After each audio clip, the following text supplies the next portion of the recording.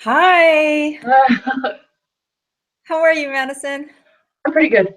Thank you How for are the you doing? reminder. Oh, I was just so engaged finishing up. I've got in one of my classes, I Mhm. have the blog. That's not this class. No. Are you And taking practicum? not yet. Next semester. Okay. Actually, I'm not sure. Are you doing that? I might take up option of those cool getting licensed. That sounds really interesting to me. Yeah. I'm taking the practicum and it's a little stressful. Tell me about it. Hi, Shelby. Hi. How's the feedback? Joining my earplugs? I'm good. I Selma, think I think it's good. Yeah. you sound really clear. Okay, tell me about the practicum real fast, Maddie. Madison. Uh, it's a lot of work and mine's online. So my my teaching with was in San Diego, and so it's kind of tricky to coordinate with her and get everything turned in and done. And Who but who are you we're working, surviving. who are you working with in San Diego? Miss Sue Dean. Yep. She's on the ball. I'm so glad I have such a good partner. That's awesome. Yeah. Good. What roles did you guys want to take? I'm gonna I'll step up and do another one next week, but I Okay. just doing this every week. I'll let if you guys are okay. Okay. That's fine. I can do the note taking this time since you did it last time. Okay. So say, oh my heavens, Sarah, what did you say? I didn't hear you all the way. I was just For gonna the let you link. do those this week. Okay. Perfect. Okay. So we're just gonna jump in. We're talking about the consequences of redefining marriage, right? Everyone's on the same page. The first question that we were asked to address was, what consequences to you are the most disconcerting and why? So I'm going to try and hold back this week a little bit. Let me pull up the material. Okay. I can start then. I kind of thought all of them were, some of the things he's talking about in the book, I was like, oh, that's a good point. Like, he started listing all Yeah. these consequences that could happen. And I thought one of the ones he specifically said, the needs and rights of children will be subordinated to the desires of adults. And that eventually he ended up talking about that a little bit more and how families will be super complicated because he talked a little bit about polygamy and the same-sex marriage and all that, and so families aren't going to be just a mother and father. There was that one example of the lady that was like, my partner's kids father is my brother, and like and like her child's father was in Russia, and so it was just this really complicated thing, and there wasn't any fathers in the picture. There's a lot of kids without fathers and just kind of the effects of that. That was Scary. kind of icky. That was kind of icky. Yeah. Yeah. I mean, that's pretty crazy stuff. But yeah, that I that wasn't the only one confused on that because, like, you read through that whole thing and he goes, now I wasn't that confused. And I was like, what? Yeah. yeah.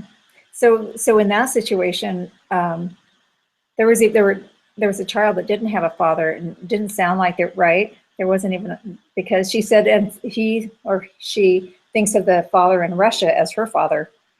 So he said that they had like five parents. Uh, so this position that some of them are getting is just to drop a family definition at all. It is absolutely whatever it is. Okay. The piece of, I don't know, throughout the whole reading, I was just amazed at how centered these people are and how it's all about me, me, me, me, me. And that is just so not how I've or a relationship and families. It was just amazing to see how much it was all about. I'm looking at my notes.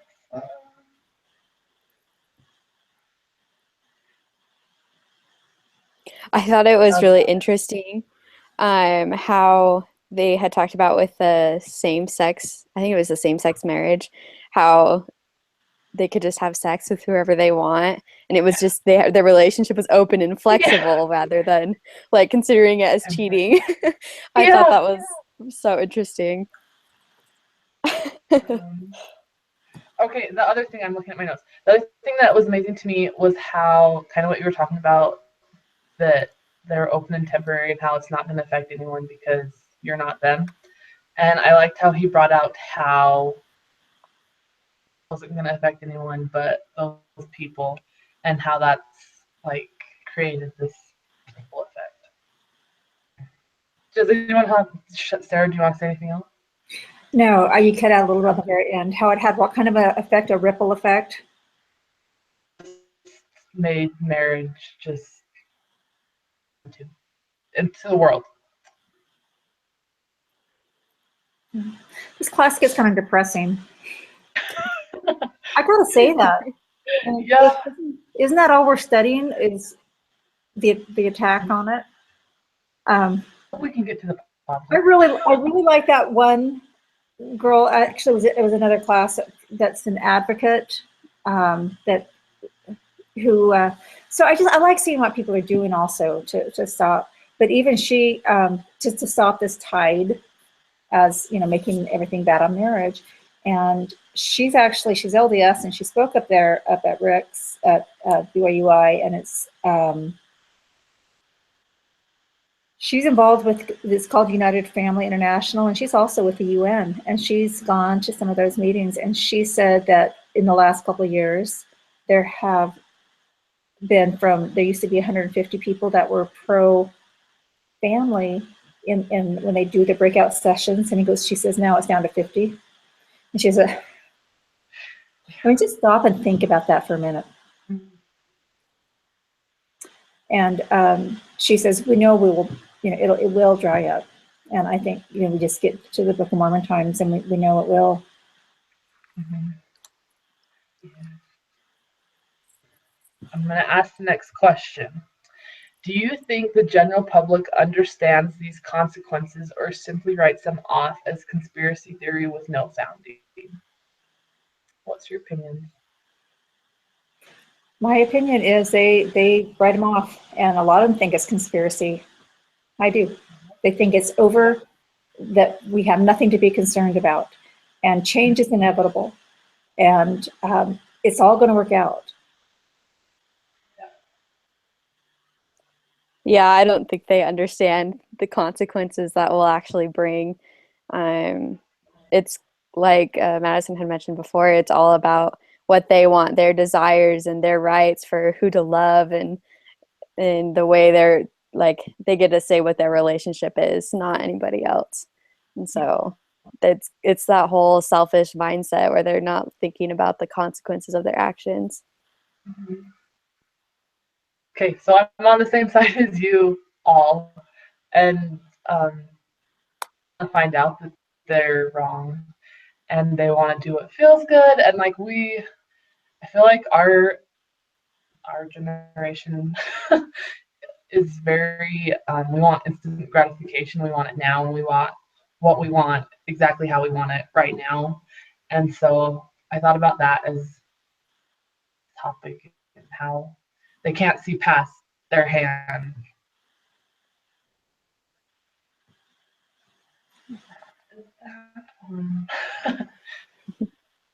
You're on the wrong side of history. How are you going to respond to this now?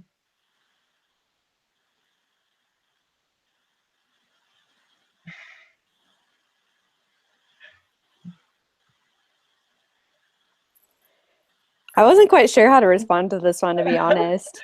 So if you guys had any good thoughts on it, you can share mine. I'll share that. Okay. And things have changed. So keep in mind that I'm in Southern California, and we did Proposition 8. Do you know what Proposition 8 was? A little bit. It was huge because California won, and we won. It would have been in any election considered a landslide because it won by like 54%. And they just don't call that, anyhow. So they said it was narrow margins, and we voted to get marriage defined. So this was before that Oberfeld that we've been reading about. So, and that's why it was such a crime that, we, the voice of the people, had that right to make that voice. It was overturned in the state of California anyhow by one judge who said, I don't care what the citizens of this state think or vote, they're wrong. And so he overturned it. It's incredible times. But when we were out working and, standing on street corners, holding signs on Prop 8, making our homemade signs, I just, I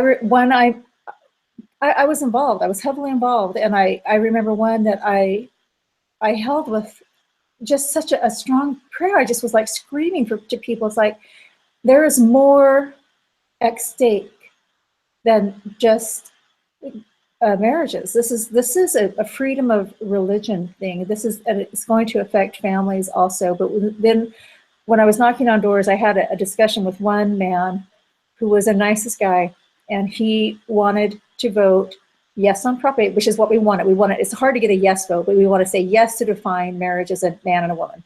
So we're trying to get yes votes. And he said he wanted to vote yes, but he had a son who's gay. And I'll always remember that man who's like, probably in his 60s. He sat there so conflicted. But that kind of is how it came across, that it was like the wrong side of history. He just said, I know I'm wrong, but I have to do this for my son.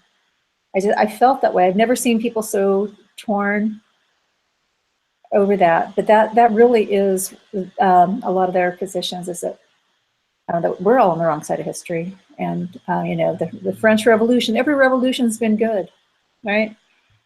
Women bringing bras, that has been good. But there have been some good ones. Like, let's look at the slave issue. Oh, absolutely.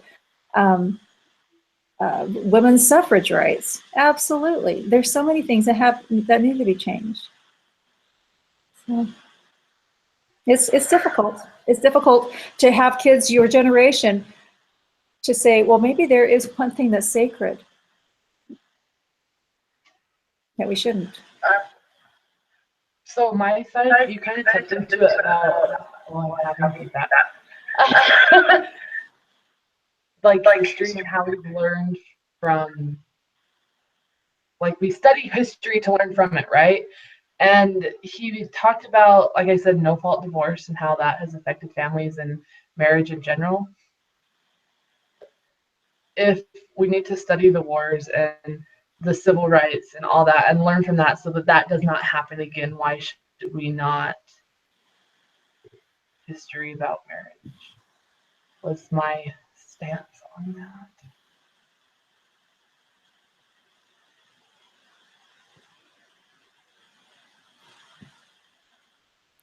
Sorry, finishing the notes. Yeah, I think that was great. I don't even know if I have anything to add to that. I agree. Interesting to hear about Prop 8 because I wasn't as I should have.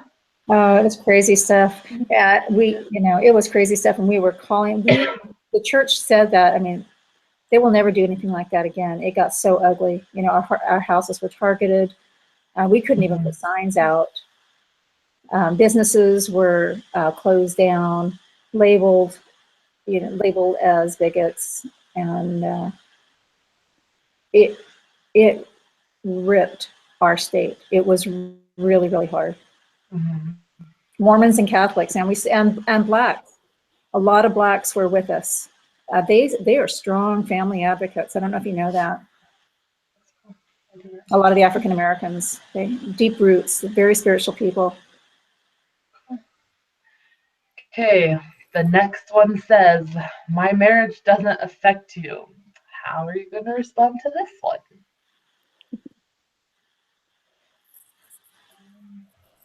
I guess I can spit out what I wrote.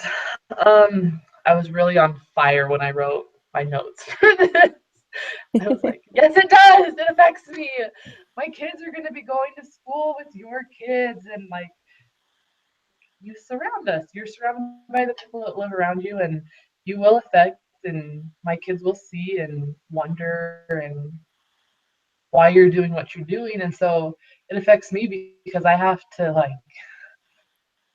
super strong example of um, man and woman marriage and why, and have my marriage be strong. I have to teach my kids to look beyond themselves because that seems to be all that these left-winged people can think about. And yeah, because it's going to affect my kids and my kids affect me. And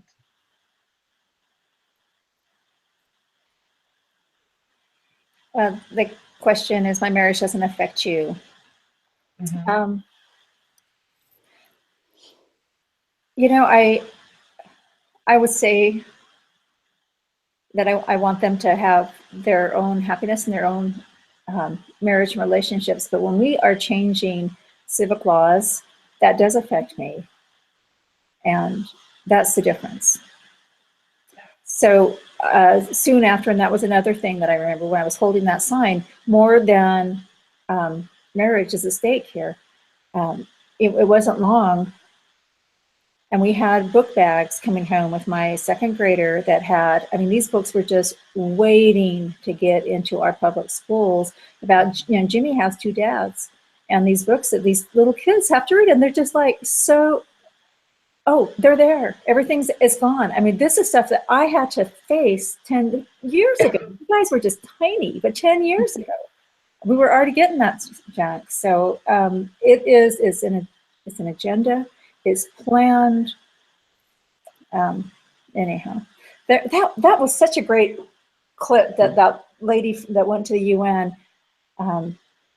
She was talking about how this is just, they're sly, they're crafty, they've had this planned, and they, you know, for this anti-marriage stuff, anti-family stuff, they intentionally get people not invited to meetings, and then they'll start the meeting and make them. It's just crazy. I mean, it's just like Mormon stuff, guys. Yeah, I had a lot of the same thoughts as you guys. Kind of just, it may not affect them. Like, how am I trying to say this? No matter what, it's going to affect somebody, whether it's their children or us, or because the children, it really does affect them. And so I think just one of the things I was thinking about was bringing out the outcomes of redefining marriage that was kind of listed in the book. But yeah, I agree with what you guys are saying. I didn't have to have prepared, but I am really curious to know from this chapter on your social media. Do you guys do that? Yeah, I haven't yet. You say you did? Just to post a little, I posted a little meme. Okay. I asked, I'm only sharing this because I think it's super interesting, but I asked on Facebook what your definition of marriage is. Oh. It came back. I was just like, are you kidding? Like, these are my friends, these are people I grew up with, and it was people that are members of the church, and Oh my gosh, that's so interesting. yeah, it was So what'd you hear? eye-opener. What did they tell you? I'm gonna pull it up because you gotta hear You should exactly get what credit. they said. You should get a big extra. Okay. A girl I went to high school with said that it's a union between two people. And then a recently returned missionary said it's an institution. He's adding to what the girl said before. I would just add that it was legally recognized Okay, so like that's a member of the church that has said nothing about, which I think is important. We have the family proclamation. And then another member said illegal contact made between consenting parties. And an interesting person said that marriage is game over. That was super interesting. And that's my experience with that post. Good for you. Just shocked that people from members like that are members of the church felt they weren't willing, or they just didn't think of it, but didn't say anything about a man or a woman. That's Yeah. my tip. Or the sanctity as ordained of God. I mean, these Yeah. are covenants. Yeah, I work in the temple. I'm in the bride's room in the San Diego temple, and I tell you, just last week I had this beautiful bride and girls as she was getting ready to go and make that covenant, and she's dressed in her priesthood robes, and she put her veil on. It's something you don't see anywhere else. It's a covenant with God. Mm-hmm. Yeah. Okay. I'm sorry. But okay, Shelby, go ahead and share notes. Yeah, you know, That's okay. on the notes, we don't have to run through all of them. She actually said, kind of, I reread it. You didn't update. It's just like, what were the big points that you kind of came out with? So we can try that out. Okay. Was Okay. there anything else are you good with doing notes, or is there anything else you guys wanted to share? I'm good. Okay. Good. All right. I'm trying to think of like overall messages that were said. I'll just kind of go overall with each question if that's okay. So the first one, pretty much everything that was said in the book kind of was scary. We had talked about how a lot of it seemed to be very self-centered and based off their desires, and how no fault divorce created this whole ripple effect, and people have just come to drop the definition of family. And then let's see, for the second question, we all kind of thought people thought it was a conspiracy theory, and they didn't understand the consequences of their actions, because they believe that the change is inevitable and everything will be okay in the end. And they don't really want to think about themselves being wrong. They don't want to risk having them be wrong. And we're all kind of, this generation is very, they need things now and the instant gratification, and so we can't see, I like how Madison said, we can't see past our hand. And so it's like we had said before, it's based off their own desires and what they believe is right, and not about the consequences that it can bring to even themselves or other people. And then the third question, let's see, we had said that there's more at stake than just being on the wrong side of history, where we have religious freedom that's at stake, and there are things that need to change, but the family is sacred, and we have to, the reason why we study history in the past is to learn from it, and so we should look to history about marriage. And the last one, whoops, let's see. We did not agree with that statement. We said that it pretty much affects everyone. It affects our kids because we have to teach them what we believe is right, and it affects us because all those people surround us every day, and so we have to be tolerant of that, I guess. And then Sarah had said that they can have their own happiness, but changing the civic laws does affect everyone. And so it is their agenda, and they've planned it, and they can be sly and crafty with it. But it does affect everyone, even if they think it doesn't. And I think that's it. Very great notes. Do you guys post the notes? No. We don't post them, do we? We just go through them. But I like this. They're at the end of the Just, video. it's nice to bat around ideas together. Yeah. Good. It's nice to have 3 people so we can do that 8-minute each. Yeah. All right, ladies. Hey, listen, I appreciate the reminder, Madison. Please feel free to send it to me anytime. I have it on my phone. Sometimes it just is like silence. I don't have a ding. But Perfect. Thank you. all right, I'll do notes next week or Okay. run the Okay. discussion, whichever you want. What do you want me to do? Shelby, I don't do you care. have a preference No, I don't care. next week? Yeah, I can do that. Perfect. Thank So- you. So what would you like me to do? Can you take notes? Sounds good. Thanks, ladies. Thank you. Have a Okay. great week. See you. Bye. Bye.